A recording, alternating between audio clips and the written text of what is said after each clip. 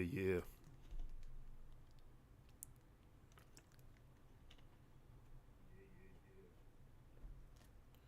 Let me lower this mic a little bit.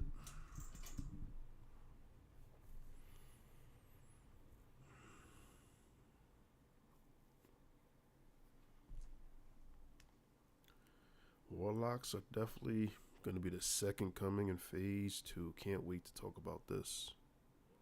For real, for real.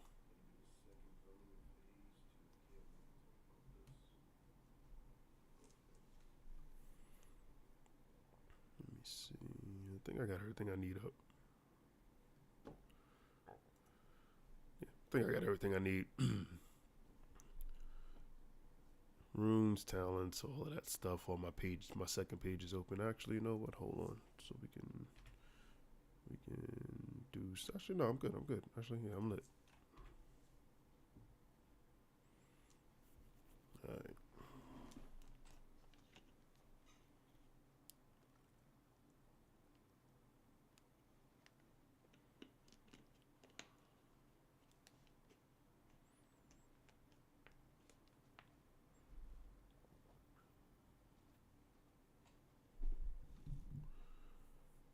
Let me see. You know what I'll do? There's one thing I need to pull up on the side here. One thing.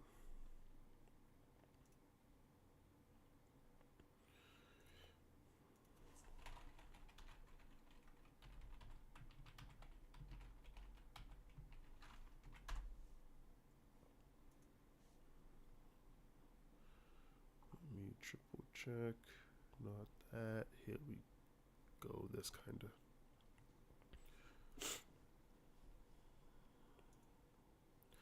All right. I think that enough time has passed. I have pretty much everything that I want on the sidelines up. And I'm here to talk about phase two Warlock stuff. You know it, you love it, you know what's coming. So we know a lot of information, not a lot, but we know a little bit about phase two already. Obviously, Gnomeregan is the main raid of choice in phase two. We know the level 40 cap is happening, so that means every class can potentially hit their capstone talent in their respective tree. We know Stranglethorn is going to be the PvP zone of choice. Anything else I'm missing? Oh, obviously we know some new runes are coming.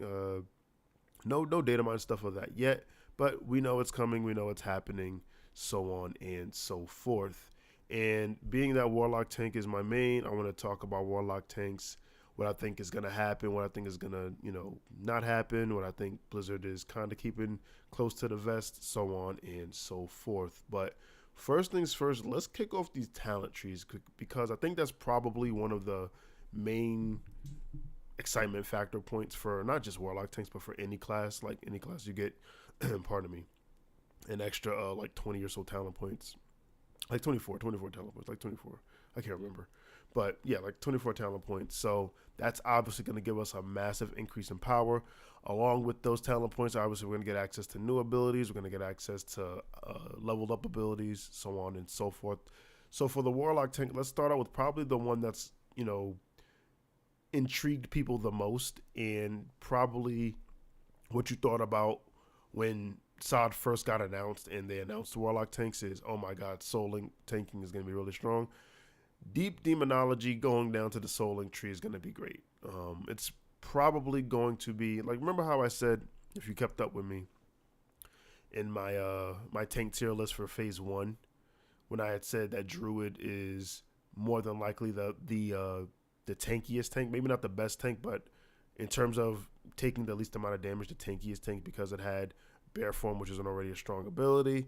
It had access to Survival Instinct. It was immune to crit. Like, so it made them really strong. Well, welcome Warlock has into the chat now. And not only do you get Soul Link, but you get a couple of other things in the talent tree that's going to allow you to really operate as a really, really thick boy tank. Obviously, investing all of your talent points into the Demonology tree means you're gonna have to take some hits, some sacrifices here. So we're gonna talk about that right now. So for the most part, the build kind of progresses as you would naturally imagine. We're still gonna get Demonic Embrace for that 15% stam. We're gonna get Healthstone. Healthstones are pretty good. Like, so getting 2 out of 2 Healthstones is really good to not only help progress down the tree, but using Healthstones is gonna keep us alive more. So Keep that in mind. We're definitely going to pick up the improved Voidwalker talent. This is going to increase the effectiveness of, well, Torment and Consume Shadows you really don't care about, but Sacrifice, that's the one. The big shield. So definitely want to have that there. 1 point into Felt Intellect, again, to help us get down the tree. Then we're going to have access to Fell Domination and Master Summoner. This is by chance there's some, a lot of rampant AoE damage that's going to be killing our pet. This will help us get it back faster every so often. We're going to get Fell Stamina, increasing the health of the pet. So that's definitely going to be really, really good. Again, if there's rampant AoE damage and you want to make sure your pet is alive to maintain the Soul Link buff. So definitely pick up Fell Stamina. Getting Unholy Power. This increases the damage of your pets. We really don't care because the Voidwalker isn't a high damage dealing pet. But if you do choose to pick a different pet to use, maybe you choose to pick the Succubus. Still, maybe it's still clapping cheeks on damage, or maybe do we get Fell Hunter here? We do. Maybe you pick up Fell Hunter. So for those damaging pets, it's good. For Voidwalker, not really the greatest. But you're probably going to be using the Voidwalker anyway, and I'm going to show you why in a little bit here. But as we go down the tree, we get Demonic Sacrifice. So Demonic Sacrifice is a very powerful talent. However, we're probably not going to make the use of it because it's tied to Soul Link. If you don't know what Demonic Sacrifice does, you sacrifice your pet, so your pet is no more. But in turn, depending on the pet that you sacrifice, you get one of these buffs. For the Voidwalker, we get 3% of our health every 4 seconds. Not the greatest in the world, obviously, so that's not really a strong buff to not warrant the 30% split damage you get from Soul Link. You do get the other ones, though. You get 15% increased shadow damage if you sacrifice the Succubus, 15% increased fire damage if it's the Imp, and you get 2% MP4 if it's the Fell Hunter. So if you choose, like maybe we're later in the phase, you don't really need Soul Link.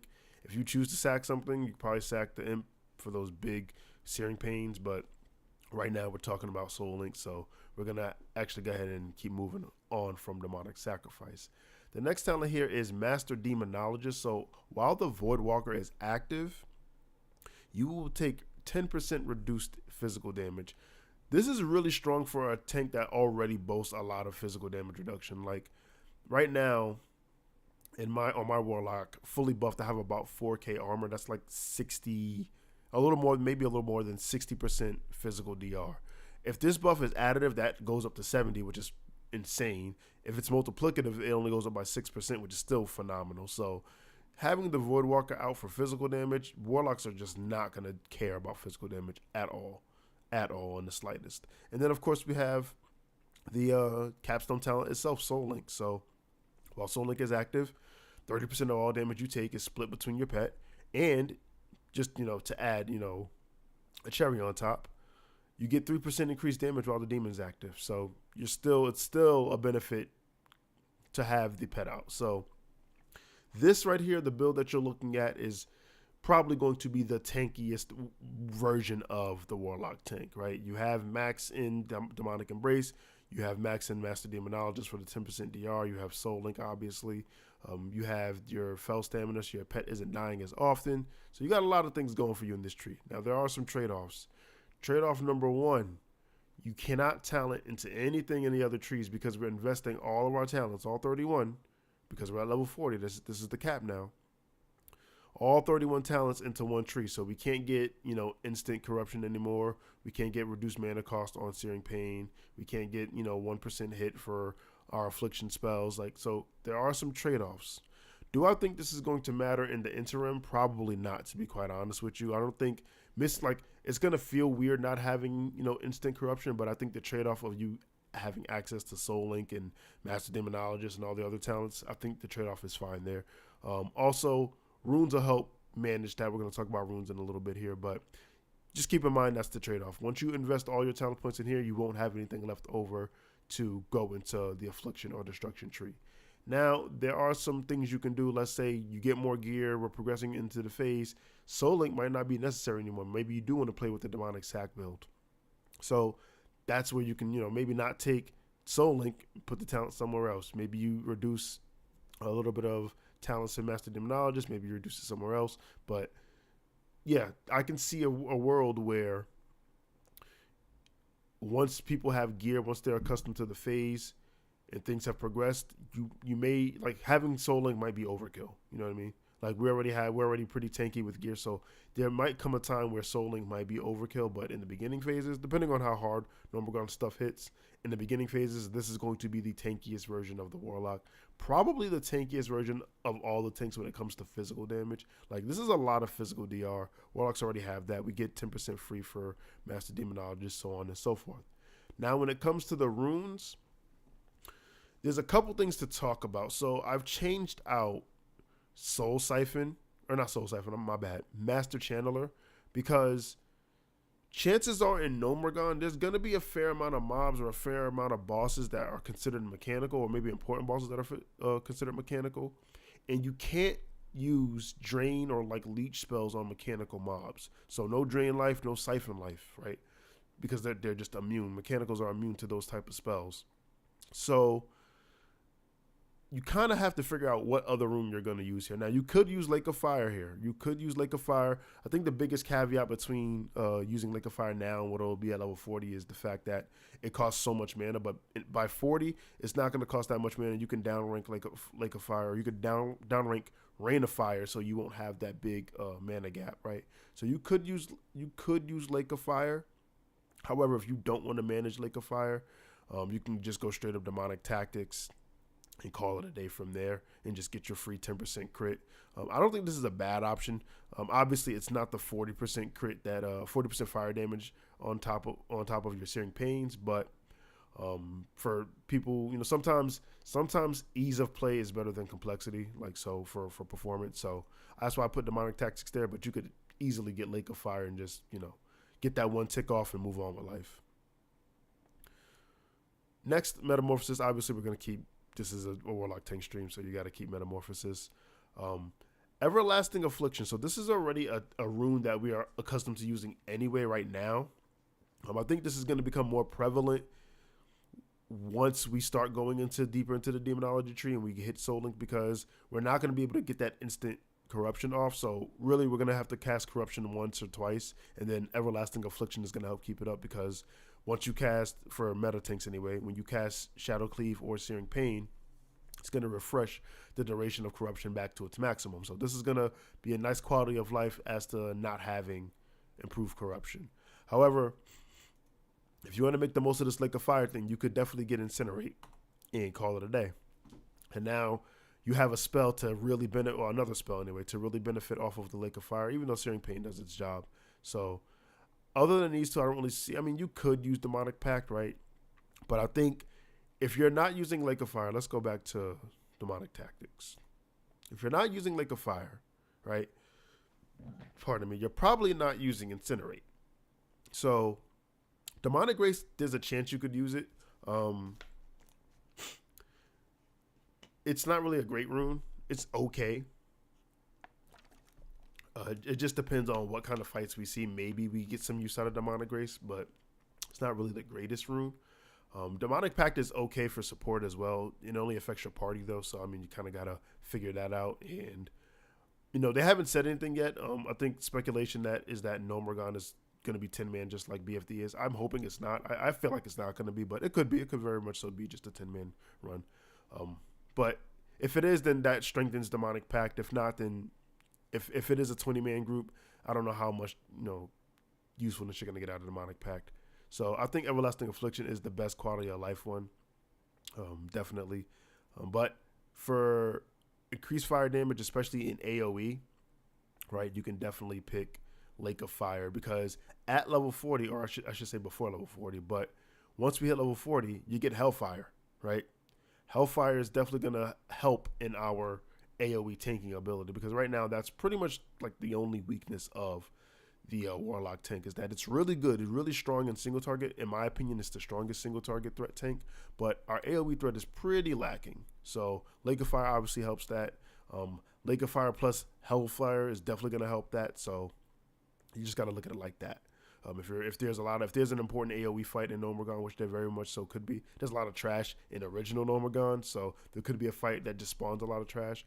Lake of Fire could be the standout pick, so that is also a thing. But if it's not, it's not. But again, if you need help AoE tanking, Lake of Fire plus Hellfire is going to help you. But for single target, I think Single target, you could pick Lake of Fire, but I think Demonic Tactics is just easier to use. And then you just drop this for Everlasting Affliction because, again, we don't have improved corruption, so no more instant corruptions.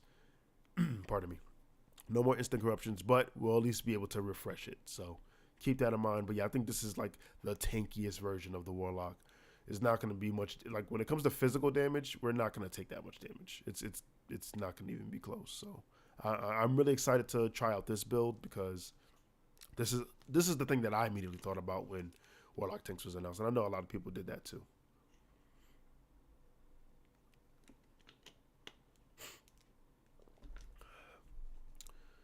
Next, let's talk about a different build, which I think is going to be like the DPS / parser build for Warlock Tanks if you're like really into high parsing. I think the Destruction Tree build is definitely going to work out. That's my Affliction Tree. You know what? Let me duplicate this and I'll just build it up real quick. Thought I saved it. My bad. We'll talk about the Affliction Tree in a second, but let's go to the Destruction Tree and I'll just build it up here real quick. So there are trade-offs, just like I said with the Demonology Tree.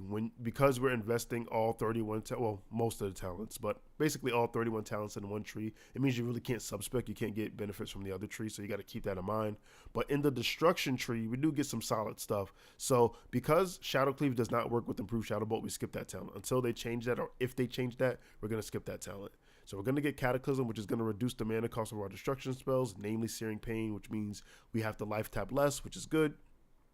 We're going to get Bane, which reduces the cast time of Shadow Bolt, which doesn't matter, but it does reduce the cast time of Immolate. And this, we really don't care about Immolate like that, but it does help us get down the tree more, and it's a better talent than Aftermath, which just have your destruction spells have a chance to daze. This could be useful maybe if there's a super high priority ad fight maybe, but for the most part, I think Bane is just the talent to take. Going deeper down the tree, the two pet talents, you could see some usage out of it. Lash of Pain is weird because Lash of Pain isn't even like the majority of the succubus damage. So I feel like putting talent points into an art like a fairly weak ability isn't the move. Let me see. Do they get another rank of Lash of Pain? I can't tell actually. It doesn't tell me. Actually, you know what? You know what probably is? I haven't put enough talent points in. So once we finish out this tree, I'll check back and see if we actually get another rank of Lash of Pain. I think we do because I think the next rank of Lash of Pain is level 26. Like the very next level after. I think I checked that before. But even still, I don't think, even at rank 2, I don't think Lash of Pain does that much damage. Like the most damage that the succubus is going to do comes from auto attacks anyway. So I don't think that. Now this one, the improved Firebolt, this one's a little bit better. I feel like this talent is only good, A, if you're using the Imp, B, if you have the improved Imp talent from Demonology. I could be wrong, but that's kind of how I feel. I feel like on its own, this talent isn't that strong as well. So we're just going to put all the talent points into Devastation, which increases our critical strike chance by 5, with destruction spells by 5%, which obviously is really, really good. And I think Shadowburn to me kind of is like a PvP talent. PvP / a lot of ad talent, but PvP for real. And what is this? The 4th tier, my bad, not the 3rd tier. The 4th tier, I think is pretty much a no-brainer that you're going to pick up intensity. Having a 70% pushback resistance when you're channeling Hellfire, which is the spell we talked about before that you get at level 30. I have to put 2 more talent points in. Let's do, you know what, let me just finish the tree out real quick because I'm going to keep referencing the spells that we get and you're not going to be able to see them. So let me just finish out the tree really quickly. So we got that, we got Ruin. What am I missing? I guess 2 points in there. Boom. I'll save that last point for a thing that I want to talk about. But anyway, yeah, getting 70% spell pushback protection for when we're channeling Hellfire or Rain of Fire, but in this case Hellfire, is going to be phenomenal. Where is Hellfire? You get it at 30. There it is. Hellfire does do damage to the Warlock, but it also does damage to everything around it every second for 15 seconds. And it is a channel like a Rain of Fire, so obviously when you're channeling a spell, you can't dodge or parry, but we have high armor and high health pools for that, so we really don't care. But Hellfire is going to be phenomenal if it's not interrupted. This is really going to help our AoE tanking, which, like I said when we were going over the Demonology tree, is a pretty big weakness for Warlock tanks. Like, we don't have too many, but AoE tanking is one of them. And I don't think Blizzard's really going to fix it because I think Blizzard likes the specific niches of each tank. Shamans and paladins are really good at AoE tanking. Druids, not RIP, but druids were the premier single target threat tanks, but then we saw that Mangle and Lacerate cost a lot of rage and they can't really do anything. So RIP to them, but maybe they'll get better at level 40. We'll go over that, in a different stream or video. And then warriors are kind of like dipping their toes into both sections where they can do pretty okay single target, they can do pretty okay AoE, but they're not really the greatest at either. But they also bring cooldowns like defensives that no other tank really has, right? Like Barkskin you can't use in combat. Frenzy Regen is not really even a cooldown for real. Demonic Grace is just a weak rune. Paladins don't have a defensive outside of Bubble, and you're going to drop all your threats. Shamans, to my knowledge, don't have a defensive outside of Shamanistic Rage, which, to be fair, Shamanistic Rage is a pretty decent ability, but it's also a rune, right? Whereas Last Stand is a talent. Shield Wall, which I'm pretty sure they're going to be getting, is just an ability that they get. So Warriors still are the premier defensive tanks because they have the real defensive cooldowns. So that's their niche. And I think, and obviously Warlocks are the single target tank niche. I think they're the best single target threat tank. So I think Blizzard likes that. Obviously there's some small band-aids that they gave to each class to kind of, mitigate their weaknesses. Warriors got the Furious Thunder rune to help with Thunderclap AoE, and now it's usable in defensive stance. Warlocks, obviously we get Lake of Fire, and we're going to get access to Hellfire. Druids have, they don't really have what they need for AoE tanking. And they did nerf the Mangle and the Lacerate rage cost. I don't know if it was enough, to be quite honest, but they did nerf the rage cost to both those abilities. Plus, they can do Wind Fury, so it may help. Paladins obviously got Aegis, and Shamans obviously got a lot of utility runes for their tanking too. So we'll see, but I think Intensity plus Hellfire really, really helps out Warlock AoE tanking. And then we have, hold on, before I go into improved Searing Pain, Destructive Reach. So Destructive Reach to me is a really good talent because it increases the range of your destruction spells by 10%. So in this case, like Searing Pain, Incinerate, things like that, Immolate. To me, this talent is like the same thing as like Icy Reach from Wrath Classic for Death Knights, where it increases the range of your Icy Touch. I think it's a pretty decent talent, and I also think you got to kind of weigh it against how useful improved Searing Pain is. So this increases the critical strike chance of Searing Pain by 10%. Obviously, this means it's gonna do more damage. It's gonna increase your DPS. It's gonna give you more threat. But you got to think, how necessary really is this talent? So if you can kind of weaken this talent, actually I can't because the way this is built. Let me just backtrack a little bit. So if you weaken this talent, let's say to 3 out of 5 instead of 5 out of 5, you still get 6% increased crit chance to Searing Pain, and you can still benefit from the increased range on Searing Pain. This might be a more favorable setup depending on, again, the nature of the fights in Gnomeregan. I would probably run this because I like increased ranges. It means I can start threading from further. It means before a DPS starts wailing on it, I'll have established, threat and don't have to worry about pulling. Even though without this talent, I don't have that issue anyway, right? Like right now, I don't have an issue pulling anything at a range. If I hit it first, chances are it's coming to me. Like there's nothing outside of a string of misses. There's really nothing that's going to pull, and maybe a taunt, but there's nothing that's going to pull off of me if I hit something first with Searing Pain and I keep getting consistent hits on it. So that's without Destructive Reach. So you kind of got to gauge the usefulness of these two talent points really. If you need the extra range, I'd say take it out and improve Searing Pain. If you don't, by all means, get that 10%, baby. Next row, we have Ruin, which is going to be interesting at level 60. If you ever played or heard or did research about vanilla, like 2019 vanilla, then you've heard of the DS Ruin build, and this is part of it. But we can't do that right now, so let's just talk about Ruin. It increases the critical strike damage bonus of your destruction spells by 100%. So obviously your crits are 100% more effective. This is a phenomenal talent, especially if you're getting that 5 out of 5 out of Searing Pain. It's going to work with Ruin. Obviously, it's tied to Devastation, which is another 5% on critical strike chance. So really, really good here. Pyroclasm you skip because it's kind of like the AoE version of Aftermath. Like your Hellfire, your Soulfire, your Rain of Fire have a chance to stun the target. This is a very niche talent. Don't think you're going to get too much use out of it. So this is something that you really, really don't need to invest in. So you can kind of skip that one. Improve Immolate. So this increases the initial damage of your Immolate by 5%. Not the periodic damage, just the initial damage. I kind of use this talent as like a means just to get down the tree because it's not really a great talent. So you can use it to get down the tree. I would put 2 points here. And then here we have Ember Storm. Ember Storm increases damage done by your fire spells by a flat 10%. Really good talent. Really doesn't need any explanation here. So as you can see, we're at level 39. We have one more talent lingering, and I was thinking about it, and you can put it in a couple of spots. You can put 3 out of 5 into Immolate. You can put 1 out of 2, so at least you get the 10% increase from Destructive Reach. Pardon me. Or you can put it in the Demonic Embrace and get a free 3% stamina, because remember, that's the trade-off. We're going deep destruction, so we lose that 15% stamina from Demonic Embrace, which means your health pool isn't going to be as beefy as some of your other Warlock counterparts or other tanks maybe. So keep that in mind. You can put it in Suppression to still get that free 2% hit on your taunt. So you can get it. You can put it in Improved Stones to get a 10% boost to Stone. So there's a couple of places you can put this floating talent point. For me, just because I'm like in tank brain, I probably put it in here just to get my free 3% stamina. It's not much, but it's better than nothing at the end of the day. And when it comes to runes, I think this is just the premier rune setup. You're going to get Lake of Fire to improve your fire damage, and then you're going to run Incinerate and Searing Pain, and you're going to do so much damage, it's probably not going to even be funny.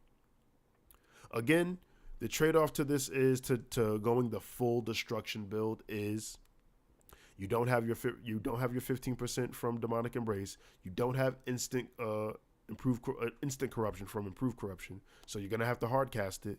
And that's where I kind of say, all right, depending on the fight, you might want to invest out of Incinerate and go into Everlasting Affliction, just so you can still keep up corruption without having to hard cast it every time. There's gonna be probably a fair amount of stuff that melee you, which is gonna just give you pushback, and Intensity doesn't give you pushback protection for corruption, so you won't really have anything. So having your spells refresh it is pretty good, and you can still run Lake of Fire for the increased fire damage for your Searing Pain. So keep that in mind. You can still run Lake of Fire because you still have all these fire-centric talents. You have Ember Storm, you have Improved Searing Pain, you have Devastation, you have Ruin. So you still can make use out of the Lake of Fire buff if you want while you're running the full destruction build, or almost full destruction build. And that's really the end of the destruction build. And I'll talk about the Affliction tree, even though I really think we're going to kind of get out of that. But we'll see. So this is the Affliction build. And the reason why I think Affliction is going to fall off for being used for tanking is a couple of things. But namely, 2 things. Number 1, we're going to be in Nomergon. Nomergon has a lot of mechanical mobs, and probably I would wager roll dice, haven't even seen anything, don't even know the boss number. I would wager there's probably at least two to 3 mechanical bosses, or bosses that are listed as mechanical. With that being said, you can't use Drain Life or Siphon Life on mechanical mobs. You can't use leech abilities on it, and I'll show you here. So this is Drain Life. Drain Life is a periodic leech health ability.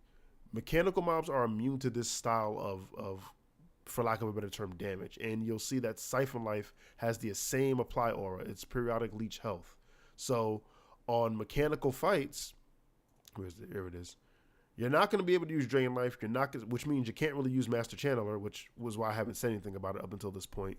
And you can't really use Siphon Life, even though Siphon Life is tied to Shadow Mastery, so you kind of need it to get down to Shadow Mastery. So you got to take that talent. And to be fair, probably not every single boss is going to be considered a mechanical. So there's going to be some points where you can use Siphon Life, but there will be some points where you can't use it. So I think because of that inconsistency, until we see the boss list and the boss types, it's going to be hard pressed to go Affliction when Destruction and Demonology look so favorable. Let me get a swig of water. So I kind of created this build a little bit here. And this build, so there's two versions of this. This first one is in case Nomergon just kind of went off the handles and has a lot of mechanical mobs and bosses, or a lot of important mechanical mobs and, majority mechanical bosses. I would say you're going to skip Improved Drain Life because you're not going to be able to use Master Channeler. So there's no point in investing in this talent, right? So you just take the points that you would use in here, and I would just max out Suppression and just have it so your taunts are always landing, your Corruption and your Curse of Agony is always landing, and you move on with life. You're gonna max out life tap because more effective life tap means the less you have to life tap. Improve curse of weakness. I'm gonna be honest with you, I don't even use curse of weakness like that. But then again, it's BFD. Things don't even hit that hard anyway.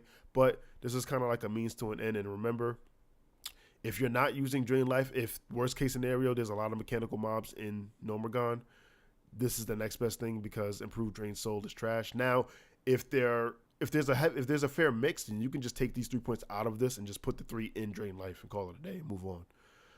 Moving down, we have Amplify Curse. Again, this is going to amplify your curse, so this is good. Just like a micro cooldown, really. Getting improved Curse of Agony is a no-brainer, increases the damage of it. Getting Grim Reach increases the range. We talked about, Destructive Reach, so I like increased ranges. So Nightfall. So Nightfall doesn't actually work with Shadow Cleave unless they change it with the next bracket. Like, your Corruption and your Drain Life won't be able to, won't proc it because it's still going to be tied to Shadow Bolt, even though Shadow Cleave says anything surrounding Shadow Bolt will work for Shadow Cleave. Nightfall doesn't work that way. So this talent really is kind of like a means to an end and is better than Drain Mana because you're damn sure ain't going to use Drain Mana in PvE. So it's like you need to spend the talent point somewhere. You might as well spend it in Nightfall.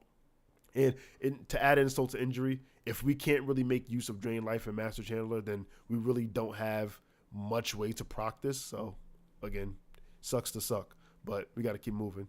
Next, we have Siphon Life. I talked about that this is considered basically the dot version of Drain Life. How much use we get out of it, only time will tell. Next, we have Curse of Exhaustion, which is just a slow. Again, it's not bad. We might be able to use it at some point. Who knows? Just grab it, keep it moving. And then Shadow Master increases the damage dealt or life drained by your shadow spell. So really this is just for damage dealt. So for our Corruption, Curse of Agony, stuff like Shadow Cleave, stuff like that. And then Dark Pact. So Dark Pact isn't a bad capstone. So it's going to take 150 of your pet's mana and give it to you. Again, meaning you have to life tap less. So anything that lets you life tap lets you take less damage from life tap is a win in my opinion. I don't think it's as strong as Soul Link, obviously, but it's there if you need it. And then for runes, again, if we can't use Master Channeler, the option is Lake of Fire or Demonic Tactics. I think here you just pick Demonic Tactics. And then for here, Everlasting Affliction. I saw, I think he did it a little earlier. I saw Crix's video on the Warlock talent builds that he had put out. And he had mentioned that mechanicals can't be taunted, and that sounded weird to me. I wasn't sure. I'm not the master of weird classic mechanics because I didn't play vanilla in 2004 or 2019. So I was like, yo, is that true? But then I tested it myself. I went out to Westfall and I fought some of the Reavers or the Watchers, the Scarecrows out there. Mechanicals can be taunted. So I'll probably comment on his channel on that video and let you guys know, let him know, like, yo, mechanicals can't be taunted. I could see why he would think that though, because our taunt is tied to fear, and obviously you can't fear mechanicals. So in some weird retrospect, maybe that would make him immune, but you can taunt mechanicals. Now I wouldn't be surprised if there's some bosses that are just straight up immune to taunt because we're in the land of vanilla and they do shit like that. So I could see that happening. But as far as the mechanical, like that specific race of mobs, they can be taunted. So that's something I did want to clear up. As far as flexibility, again, because we're investing, hold on, something's wrong. I messed up.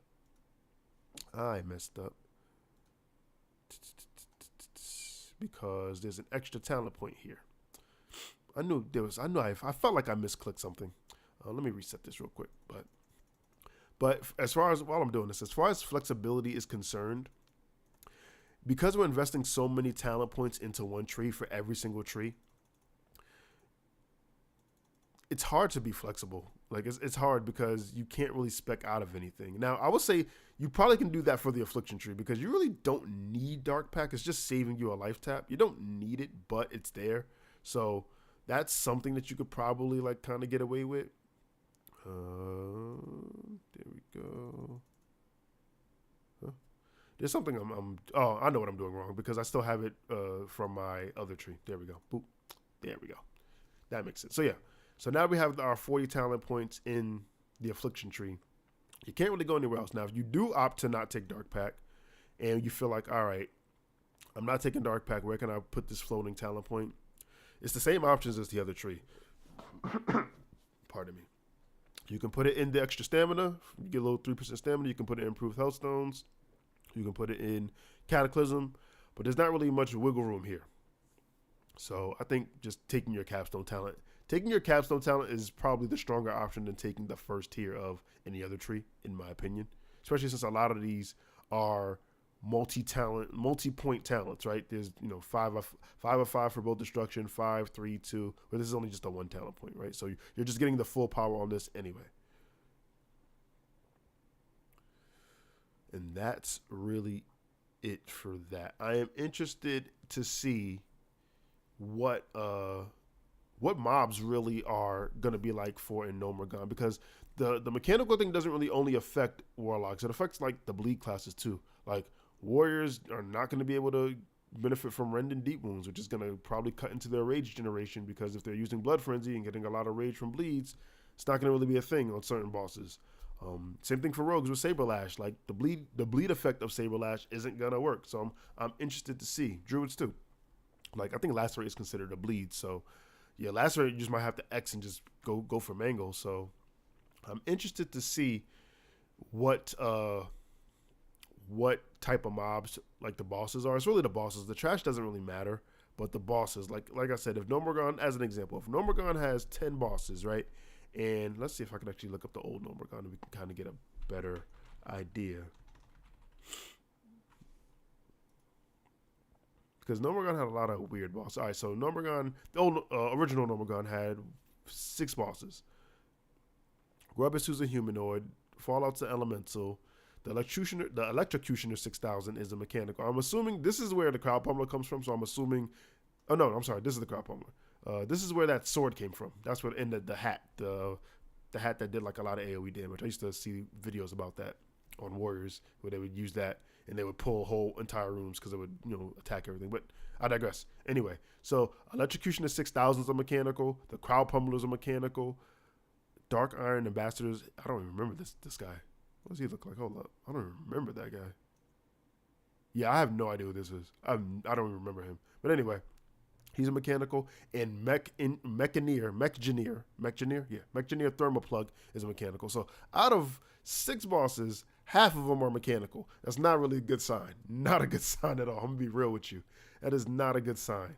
So only time will tell. Maybe they make Thermoplug a humanoid, because technically he is a humanoid just sitting inside a big mech. He's not a robot himself. Who knows? Maybe they show some leniency there, but yeah, 3 out of 6 ain't a good look right now for the Bleed Boys. So we gonna see. We are definitely gonna see. Damn, they made the Crowd Pummeler. Well, Crowd Pummeler was always mechanical, but I mean, Druids are not gonna be happy about that. So yeah, we're gonna see. And I thought about it. I was like, maybe they'll change it. Maybe they'll, for the sake of SOD, maybe they'll change certain interactions like that. But then again, when you think about it, Baron Aquanus or Aquanus, whatever you want to call him, he's still immune to frost damage. He's a water elemental, and if you cast Frostbolt, you're gonna get a whole lot of nothing. So I don't see them really making that change, because that's kind of like a staple in Classic, right? Certain little quirks like that, like this type of damage not working on this type of mob. Oh, rogues have poisons too. Poison. Oh yeah, it's GG for rogues. Oh man, I forgot about that. They're gonna have to figure it out. Hopefully, you know what, I'm saying that, but again, we don't even know what runes come out yet. So maybe there'll be a rune that bypasses this or gives you such a DPS increase that it doesn't even matter that you can't use bleeds or you can't use poisons on these things. So we're going to see. But yeah, I forgot about the poison thing too. So we're definitely going to see. But yeah, 3 out of 6. 1, 2, 3. 3 out of 6 is different. We shall see.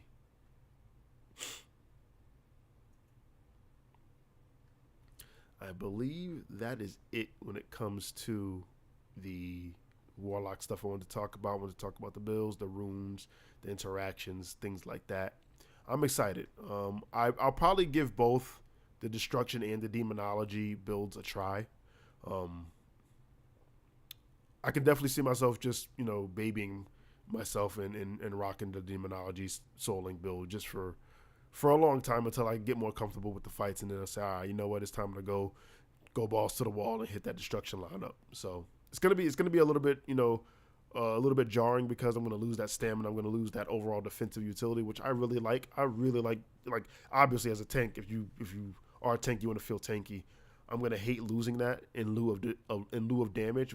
But I'm gonna also want to be competitive, and if I can't be competitive because I'm not the destruction build, then it's also gonna make me mad. So we're gonna see, but I think that's it. I can't wait to see what the runes are coming out. I have a sneaking suspicion that they're going to make a rune that either changes Immolate or Hellfire to Immolation Aura, and that would be phenomenal. If they do that, then that's phenomenal. That's phenomenal. Can't wait. And we're getting more rune slots. It won't just be these 3, so keep that in mind. But that's really it for the stream, y'all. I might stream a little bit later on. I don't know. I probably won't. Maybe. Who knows? But that's really it for the Warlock stuff. I really had fun making this. I can't wait to see what comes out of phase 2. And if you caught this while I was streaming, I appreciate it. If you catch this on a watch back, I also appreciate it. Make sure you like, comment, and subscribe if you want to see more. Other than that, y'all been great. I've been Soul, and I'm out. Peace.